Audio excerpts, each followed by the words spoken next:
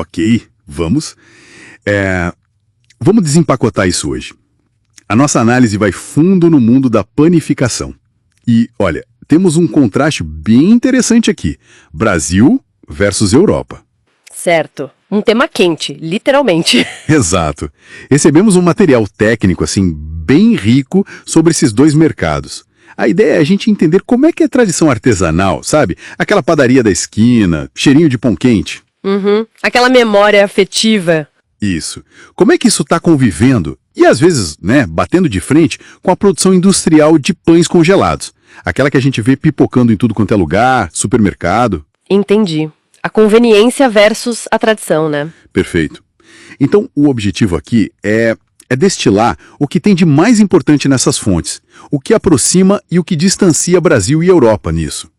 Quem são os grandes jogadores desse tabuleiro e, assim, que tendências estão mudando o nosso pão de cada dia? Uma bela missão, vamos lá. Preparados para essa mistura de sabor, tradição, conveniência e escala? Bom, começando pelo Brasil. A ligação cultural com pão artesanal é muito forte, né?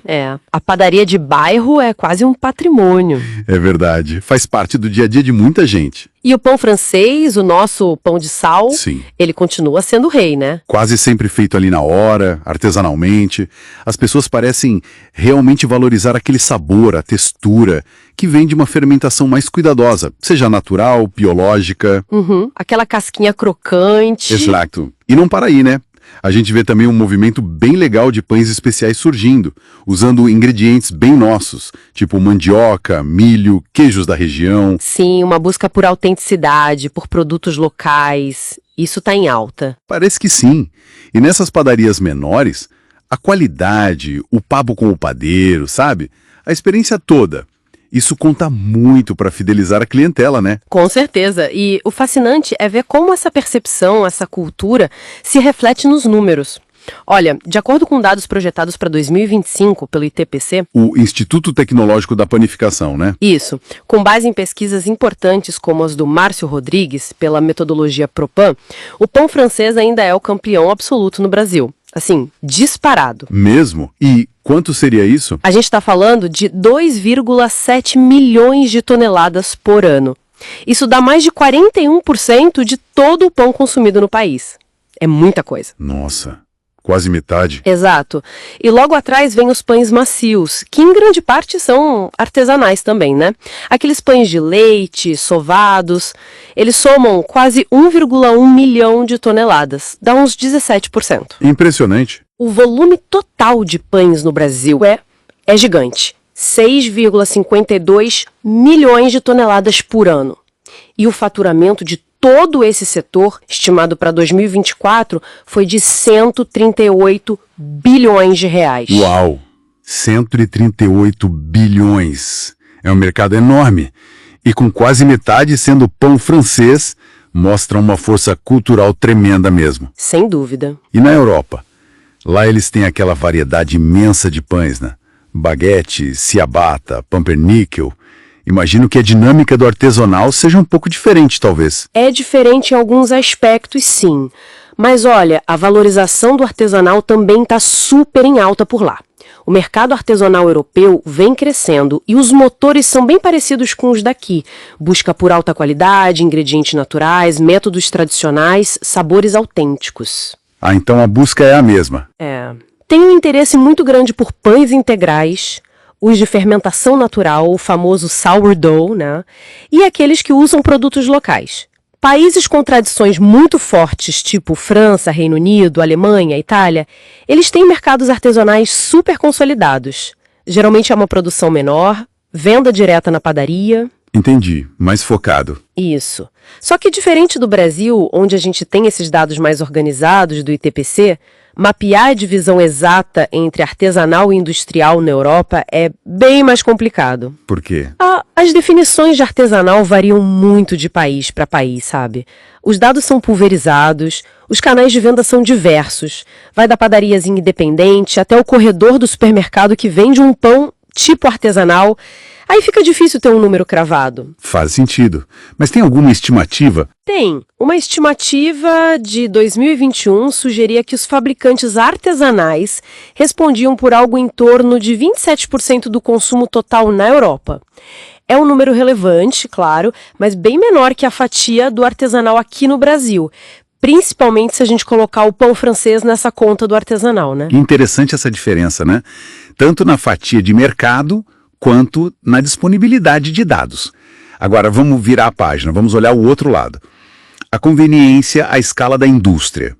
No Brasil, o pão congelado industrial deu um salto enorme, certo? Enorme.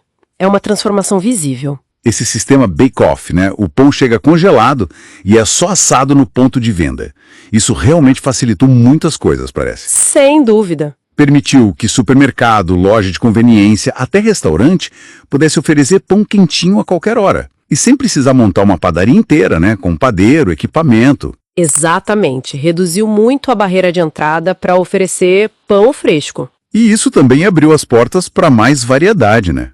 A gente vê mais pão integral, multigrãos, até uns que se dizem tipo artesanal, só que congelados. Sim, a indústria percebeu essa demanda por variedade e por algo com aparência mais rústica. E tem um ponto importante que as fontes destacam: a redução do desperdício.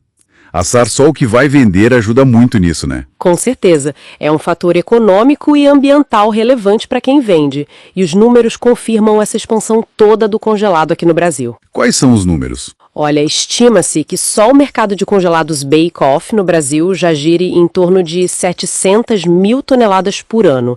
O faturamento disso passou de 12 bilhões de reais em 2024. 12 bilhões só no bake-off. Isso. E se a gente olhar a categoria mais ampla de pães industrializados, que inclui uma parte desses congelados, mas também o pão de forma, bisnaguinha, etc., os dados do ITPC indicam 793 mil toneladas por ano.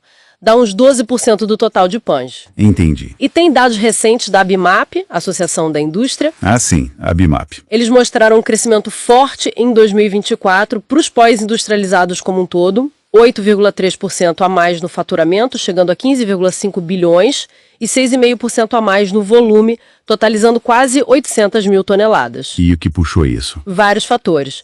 Expansão da distribuição, chegando em mais lugares, inovações de produto, novos sabores, formatos, e até a entrada do pão de forma na cesta básica ajudou a impulsionar. Ou seja, a conveniência tá ganhando terreno muito rápido. E na Europa, essa onda industrial tem a mesma força? O pão congelado domina lá da mesma forma? Sim. O mercado de congelados na Europa é muito, muito relevante e continua crescendo forte. Pelos mesmos motivos. Conveniência, desperdício. Exatamente os mesmos motores. Conveniência para o ponto de venda e para o consumidor e o combate ao desperdício. O modelo bake-off é super comum nos supermercados europeus. Aquela seção de pães assados na hora, muitas vezes é bake-off. Ah, então aquela sensação de frescor nem sempre é pão feito do zero ali. Muitas vezes não. É crucial para os grandes varejistas e para o setor de food service, restaurantes, hotéis. Permite oferecer uma variedade enorme, sem ter o custo e a complexidade de uma produção própria completa. Entendi. E em termos de participação de mercado, como fica lá? Olha, se a gente conectar isso ao quadro geral europeu, dados de 2021 já mostravam que a produção industrial, e aí inclui os congelados para bake-off, respondia por cerca de 73% do consumo total de panificados na Europa. 73%. É muito mais que aqui. Bem mais. A tendência é tão forte que a previsão é que o bake-off se torne o principal meio de abastecimento de pães na Europa. Nossa. E o interessante é que não cresce só o pão básico congelado. A demanda por opções premium mais elaboradas e até por versões artesanais congeladas também está aumentando. É a indústria se sofisticando para atender esse desejo por algo a mais, Peraí, então. Isso mesmo? A grande indústria está investindo pesado para imitar a padaria da esquina, só que em escala massiva. Isso é realmente interessante. É fascinante, né? E as fontes apontam que essa convergência acontece dos dois lados do Atlântico, tanto aqui quanto lá. Exatamente. Aqui no Brasil, a gente vê as grandes empresas usando tecnologia para replicar características do artesanal. Fermentação mais longa, ingredientes ditos selecionados, um visual mais rústico, mas produzindo em escala industrial e, claro, vendendo congelado ou pré-assado. A meta clara. Pegar aquele consumidor que busca qualidade, sabor, mas que não abre mão da praticidade do dia a dia, né? Perfeito. E na Europa, o fenômeno é idêntico, tanto que tem até nome por lá. Eles chamam de industrialização do artesanal. Industrialização do artesanal. Faz sentido. Grandes players produzindo pães com essa pegada mais tradicional em volumes enormes, também distribuídos congelados ou pré-assados. Isso responde diretamente a um desejo do consumidor. Ter os atributos que ele valoriza no artesanal, o sabor, a percepção de qualidade, talvez até uma história por trás do produto, mas com a facilidade, a disponibilidade, a onipresença do produto industrial. Que nos leva a questionar o que significa autenticidade nesse contexto todo, né?